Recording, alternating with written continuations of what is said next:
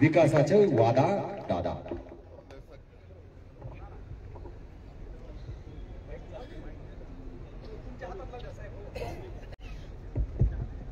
आपल्या सगळ्यांचे सहकारी माजी आमदार यशवंत माने, प्रदीप गारटकरजी, संपतराव देवकाते, प्रतापबाबा पाटील, हिमंतराव कोकाटे, सुभाषराव गुळवे, साधनाताई केकाट, सचिन सपकाळ, हनुमंत बनकर, अश्विनीताई बनकर, तुकाराम बनकर, त्याचबरोबर पुंडलिक बनकर, आबा देवकाते, प्रकाश ढवळे, डी.एन. जगताप, अनिल बागल, डॉक्टर सूरज दुर्गुडे, तेजस देवकाते, शुभम निंबाळकर, बाळासाहेब पाटील, अनेक सहकारी इथे उपस्थित आहेत। विशेषतः आपल्या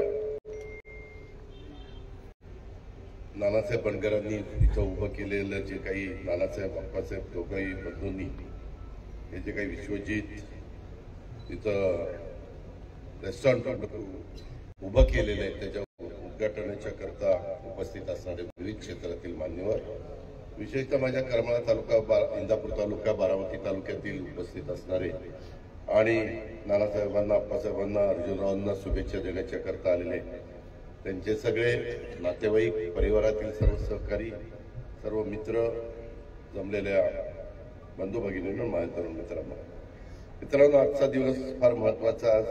प्रजासत्ताक दिन, सुरुवातीला 26 जानेवारीच्या प्रजासत्ताक दिनाच्या मी आपल्या तमाम बंधू भगिनींना मनापासून हार्दिक शुभेच्छा देतो। मला मागे मामांनी पण सांगितलं होतं, मामा आज बीडला तिथं राज्य सरकारच्या वतीनं प्रत्येक मंत्र्याला कुठल्या ना कुठल्या जिल्ह्यामध्ये जाऊन झेंडावंदन करावं लागतं आणि बीडला मामांच्यावर जबाबदारी दिली होती। त्याच्यावर काल न्यायालयाच्या वास्तूचं उद्घाटन करून मामा तिकडे गेलेले होते। ते यायचा प्रयत्न करणार, परंतु तरी देखील कदाचित आपला कृषी मार्केट कमिटीचा जो कार्यक्रम आहे त्याला कदाचित ते येतील, माहित नाही, परंतु मोहोळकरांच्याही कार्यक्रमाला यायचा प्रयत्न। मी जसं तुम्हाला प्रजासत्ताक दिनाच्या शुभेच्छा दिल्या तसं सर्वात पहिल्यांदा 2025 हे नवीन वर्ष पण अलीकडे सुरू झालेलं आहे। हे नवीन वर्ष आपल्याला सगळ्यांना जीवनामध्ये सुख, शांती, समृद्धी, उत्तम आरोग्य घेऊन येऊ हे तुम्हा सर्वांना वर्षाच्या शुभेच्छा देतो। भरभराटीचं जाऊ अशा देखील शुभेच्छा देतो।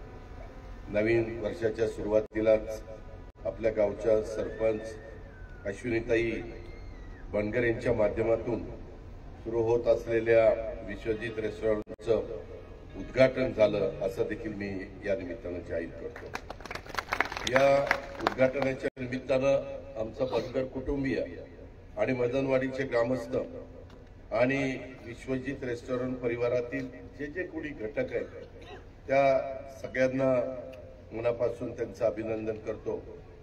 मित्रांनो, पाठीमागच्या काळात जसं सुरुवातीला नानासाहेबांनी सांगितलं की इथं व्यंकटेश लॉन्स, तसं बघितलं तर भिगवणचा परिसर आपलं पुनर्वसन झाल्यानंतर सुरुवातीला फार काही गतीनं भिगवण वाढलं नाही, परंतु सुरुवातीला सिनारमाचा प्रकल्प आला, नंतर त्याची नावं बदलत गेलं, नंतर तो इतरांनी टेक ओव्हर करत गेले आणि भिगवण बदलत गेलं। भिगवणच्या इथला मत्स्य व्यवसाय खूप मोठ्या प्रमाणावर प्रसिद्ध आहे। भिगवणला त्या ठिकाणी आता मध्य काळामध्ये भिगवणला नाही, ती भिगवणच्या आधीच्या थोडीशी दूर आहे, परंतु मागे आमचा सगळ्यांचा प्रयत्न होता एक चांगल्या प्रकारे इथल्या मुला मुलींना दर्जेदार शिक्षण देण्याच्या करता इंग्लिश मीडियम स्कूल असावं। ते अतिशय चांगली वास्तू, तिथं पैसे आम्हाला जास्त गेले, परंतु पूर्वी आपण सिनारमास कंपनीमध्ये ते हायस्कूल भरवायचो, पण नंतरच्या काळामध्ये भिगवणकरांना ते जरा जवळ जावं म्हणून त्या भागामध्ये आपण ते हायस्कूल त्या ठिकाणी घेऊन गेलो। परंतु त्याच्याचबरोबर लग्न समारंभ असतात, घरामध्ये वेगवेगळ्या प्रकारचे काही आनंदाचे क्षण असतात, अलीकडे कुटुंब लहान असतं आणि त्याच्यामुळे लोकांना वाटतं की जरा चांगलं उत्साहामध्ये लग्न कार्य करावं, हेच ओळखलं आणि त्यांनी व्यंकटेश लॉन्स आपला मदनवाडी चौफुला भिगवण इथं त्या ठिकाणी सुरू केलं। त्यांचं विश्वजित एंटरप्राइजेस देखील आहे, बनकर कन्स्ट्रक्शन देखील आहे, बिल्डिंगचा व्यवसाय त्यांचा आहे, कॉन्ट्रॅक्टरचा व्यवसाय त्यांचा आहे, शेतीचा व्यवसाय त्यांचा आहे। आणि मी नेहमी अलीकडे महाराष्ट्रामध्ये सांगत असतो, बाबांनो, शेती एकच शेती करून चालणार नाही, शेतीबरोबर तुमच्या माझ्या बाप दात्यांनी अशा महत्वाच्या रोडच्या जवळ त्या काळामध्ये आपल्या जमिनी असतील आणि नंतर डेव्हलपमेंट झालेली असेल, कारण हे रस्ते नंतरच्या काळामध्ये वाढले गेले, तर तिथं जे काही नवीन पिढीला शक्य असेल अशा प्रकारच्या व्यवसायामध्ये आपण उतरलं पाहिजे.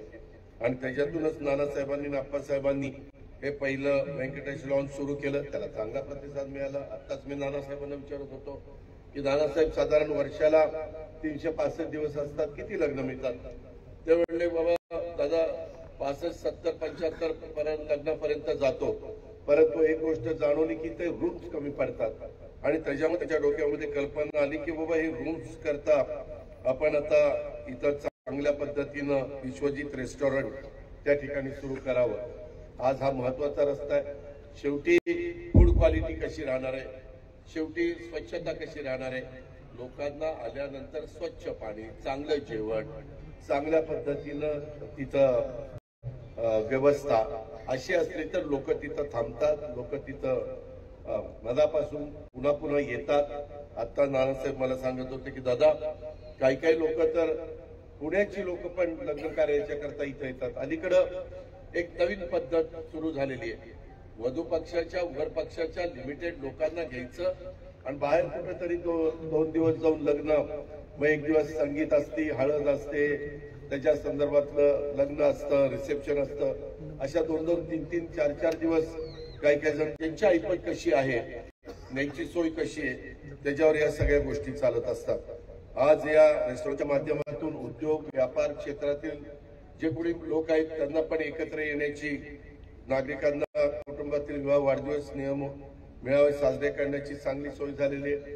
आता मला नानासाहेबांनी इकडे एक जी शेड केली आहे तिथं पण फार चांगल्या प्रकारची व्यवस्था, जर छोटे छोटे कार्यक्रम घ्यायचे म्हटलं तर तिथं करता येणार आहे. इथल्या सोयी सुविधा आणि आधारात तिथं बघितल्यानंतर हे रेस्टॉरंट विश्वजित रेस्टॉरंट आपल्या भागातील राजकीय, सामाजिक, शैक्षणिक, आर्थिक आणि औद्योगिक सांस्कृतिक चळवळीचं एक महत्वाचं केंद्र बनेल या विश्वास मी आपल्या सर्वांच्या साक्षीने इथं व्यक्त करतो. आपल्या सर्वांनी या उद्घाटन कार्यक्रमासाठी मला आवर्जून बोलवलं. खरं आज लग्नाची ती तयार, सकाळी झेंडावंदन पण होतं, आज तिकडं बालगंधर्वला पण काही कार्यक्रम होते. मला तुम्हाला दुसरं एक सांगायचं, मला येताना थोडासा उशीर झाला, अर्धा तास. त्याचं कारण तुम्ही सगळेजण माझ्याकडे तक्रारी करायचा अनेक लोक की दादा आमच्या इथं रात्री ड्रोन येतो आणि ते लाल लाईट बघायला लागतो. त्याच्यातनं काही लोकांना भीती अशी वाटते की बाबा चोऱ्या करणारी लोक ड्रोन ही साधारण तिथली टेंड करतात आणि काय कसं आहे, तिथली काय परिस्थिती आहे आणि ह्याच्यातून चोऱ्या होतात. अशा पद्धतीच्या बऱ्याच तक्रारी आल्या. मी माझ्या पोलीस खात्याला सांगितलं व हे थांबलं पाहिजे. आता परिसर एवढा मोठा आहे, कसं थांबवायचं, काय थांबवायचं, मी त्याच्यामध्ये काही डीपीडीसी मधनं तरतूद केली. त्याच्यात 35 लाखामध्ये 2 असं एअरगन सारखं ते घेतलंय. त्याचे फोटो पण मी तुम्हाला दाखवेन. मी त्याला थोडस हे करायला सांगितलेलं, त्याची प्रसिद्धी करायला सांगितलेली. आणि उद्याच्याला इकडच्या भागामध्ये कुठं जर तो ड्रोन दिसत असेल तर ते साधारण 1 किलोमीटर ती जी काही बंदूक टाईप त्यांनी केलेलं आहे त्याचा आवाका आहे आणि मग ते त्या ड्रोनला जो सिग्नल देण्याचं काम रिमोट मधनं केलं जातं ते त्या ठिकाणी थांबवतो. ते थांबवल्यानंतर तो ड्रोन हळूहळू खाली येतो आणि मग खाली आल्यानंतर पोलीस तो कॅप्चर करतात. ड्रोनची किंमत 1.5 लाखापासून 2 लाखापासून बऱ्याच किमती आहेत. तुम्हाला आश्चर्य वाटेल विगवणकरांनो, इंदापूरकरांनो, करमाळकरांनो, हे आता पाकिस्तानच्या बॉर्डरला, परवा तुम्ही कृषक 2025 बघितला असेल आमच्या बारामतीला, त्याच्यामध्ये AI त्याचा वापर करून आधुनिक पद्धतीने शेती करता येते, खतं वापरता येतात. अतिशय कमी खतामध्ये तुम्हाला ऊसाचं टनेज वाढवता येतं. ऊस रिकव्हरी चांगली त्या ठिकाणी तुम्हाला मिळते आणि त्या पद्धतीने आपण त्या ड्रोनचा वापर करतो. जवळपास 10 लिटर पाणी उचलू शकेल आणि ते फवारणी करू शकेल एवढी त्या ड्रोनची कॅपॅसिटी असते. आपण वापरतो आपल्या शेतीला. आपल्या इथं जर काही रोगराई आली तर फवारणी करण्याच्या करता त्याचा वापर करतो. बॉर्डरवरची राष्ट्र तिकडनं ड्रोन मध्ये 10-9 किलो त्यामध्ये जे ड्रग्ज असतात, ड्रग्ज तुम्ही आता बघितलं असेल, काल पण काही 7.5 कोटीचे ड्रग्ज पकडले विमानतळावर, ते आपल्या देशामध्ये पाठवतात. बर तिथं ते येत असताना कळत पण नाही, फार बारीक कुणी बघितलं तरच ते लाल लाईट दिसतो आणि रात्री हा व्यवसाय ते करतात. त्याच्याकरता देखील त्याची मॅन्युफॅक्चर कंपनी आपल्या पिंपरी चिंचवड मध्येच आहे, ते मला आता भेटले होते, एसपीने त्यांची माझी ओळख करून दिली. मित्रांनो, नवीन नवीन गोष्टीचा वापर करून जे अतिशय विध्वंस प्रवृत्ती असणारी लोक आहेत त्यांचा बंदोबस्त करण्याच्या करता आपल्याला ह्या गोष्टी कराव्या लागतात. काही लोकांना विकृती असते, पैसा कमवण्याच्या नादात नवीन पिढीचं आपण काय नुकसान करतो याचं घेणं देणं नसतं. अशा खूप गोष्टी आहेत, खूप काही त्याच्यामध्ये सांगता येईल. आज मला आठवतंय आमचे नानासाहेब, मी तर राजकीय जीवनामध्ये 91 पासून तुम्ही मला पहिल्यांदा खासदार दिलं आणि नंतर बारामतीकरांनी 8 वेळेला आमदार म्हणून निवडून दिलं आणि त्याच्यावर राज्यामध्ये अनेक ठिकाणी महत्वाची पदं भूषवण्याची संधी मिळाली. माझ्या परीने मी सकाळी 6 वाजल्यापासून काम करून लोकांचे प्रश्न सोडवण्याचा प्रयत्न करतो. हेच नानासाहेब अर्जुनराव बंडगर हे माझ्याकडे 2000 साली आलेले होते नोकरी मागण्याच्या करता. त्यावेळेस मी म्हणालो होतो नोकरी नाही व्यवसाय करा, आणि आज या बाबाचा एवढा मोठा व्यवसाय झाला. विचारा नानासाहेबांना, आज मी नोकरी लावली असती तर कुठेतरी सकाळी 11ला जाऊन तिथं दिवसभर काम केलं असतं, 5:30ला घरी आले असते, महिन्याला पगार घेतला असता निवांत. आज त्यांनी व्यंकटेश लॉन्स काढलं, विश्वजित एंटरप्राइजेस काढलं, मेसर्स बंडगर कन्स्ट्रक्शन काढलं, त्याच्यामध्ये विश्वजित रेस्टॉरंट काढलं. नानासाहेब या सगळ्यामध्ये मिळून किती लोक कामाला येतात? आज 100-125 लोक. आज त्यांच्या रोजीरोटी नानासाहेबांवर अवलंबून आहे की नाही? जे नानासाहेब स्वतः नोकरी करत होते, आज त्या व्यक्तींनी धाडसानी, त्याच्यामध्ये जिद्द लागते, चिकाटी लागते, उत्साह लागतो, धाडस लागतं. नाही तर धंदा करायचा कुठं आणि कुठं तरी गप्पा आणायच्या, ह्याचं काय झालं त्याचं काय झालं हे असं काय बोलला, झालं वाटवत झालं. त्याचं रानातला गाजर गवत काढता काढता त्याच्या नाकेनं येते मात्र गप्पा. अरे मोदी साहेब आज असं काय रे बोलले? अरे तुला काय घेणं, काय घेणं ना देणं? अरे आपला बघा प्रपंच, मुलाबाळांना चांगलं शिक्षण द्या, निर्व्यसनी राहा, साधू संतांचे विचार डोळ्यासमोर ठेवा आणि चांगलं वागायला शिका ना. त्याच्यातनं सगळ्यांचं भलं आहे. मित्रांनो, इथं बसणारा कुणी राज्याचा किंवा देशाचा प्रमुख झाला तर सगळ्यांना नोकऱ्या देऊ शकत नाही. ही गोष्ट आपण लक्षात घ्या. कालच मी मुख्यमंत्र्यांशी बोललो, आता मुख्यमंत्री दावोसवरून आले, मी त्यांना एक प्रेस कॉन्फरन्स घ्या म्हणून सांगितलेलं आहे की बाबा किती गुंतवणूक आपल्या राज्यामध्ये येते, कशा पद्धतीने येते. आपल्याला पण, मी आता सुभाष गुळवेंशी बोलत होतो, त्यामध्ये AI चा वापर करून अतिशय चांगल्या प्रकारचे बदल.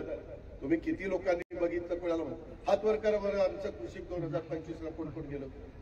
त्याला ही खरी शेतकरी, ही बाकीची निवड पुढार पण पांढरे कपडे घालायची, दादा आला मला मोठा हार त्याच्या गळ्यात घालायचा, फोटो काढायचा. कसं काय दादाची आपली दोस्ती? अरे काय तर दोस्तीला चालता, आपला धंदा करा, मुलाबाळांना रांकेला लावा. परवा पंतप्रधानांनी पण आमची मिटिंग घेतली होती महायुतीच्या. जवळपास 237 आम्ही आमदार, दत्तामामा पण होता आणि बाकीचे MLC असे आम्ही 200-250च्या पुढे होतो. त्यावेळेस त्यांनी पण सांगितलं स्वतःच्या प्रपंचाकडे लक्ष द्या, तब्येतीकडे लक्ष द्या, तब्येतीला पण वेळ द्या. त्याच्यामध्ये कुटुंबाबरोबर कधीतरी रोज संध्याकाळी का विना जेवणाचा प्रयत्न करा, नाहीतर सकाळपासून कुठंतरी पाट्या टाकायचं काम करायचं. घरात काय चाललंय, पोरगं काय करते, पोरगी काय करते, कुणाचं काय चाललंय काय पत्ता नाही, काय नाही. आम्ही पुढारी काय त्याला चाटायचं. त्याच्यामुळे तसलं काही बाबांना करू नका. त्याच्यामध्ये आज आमच्या नानासाहेबांनी एक चांगल्या पद्धतीनं रेस्टॉरंट काढलंय, बँक्वेट हॉल काढलाय, हॉटेल फूड आउटलेट काढलंय, किंवा लॉन पण त्या ठिकाणी सुरू केलेलं आहे. तिथलं नैसर्गिक सौंदर्य हे जपलं पाहिजे. आज मला आठवत आहे, मी ज्यावेळेस आलेलो होतो ह्याच्या उद्घाटनाला आमच्या व्यंकटेश लॉन्सच्या, त्यावेळेसची परिस्थिती आज झाडं बघा कशी. मला पण झाडांचा प्रचंड वेळ आहे.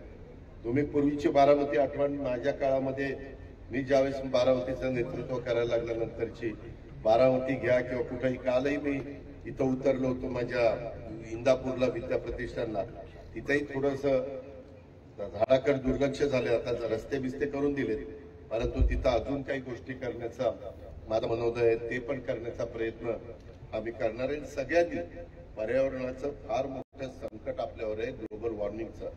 मित्रांनो, काही जण सांगतात सायंटिस्ट की दादा पुढं पाऊस पडेल नाही पडेल, पडला तर सारखा पडेल, काही पण घडू शकतं आणि त्याच्यामुळं एआयचा वापर करून आपल्याला शेती करावी लागेल.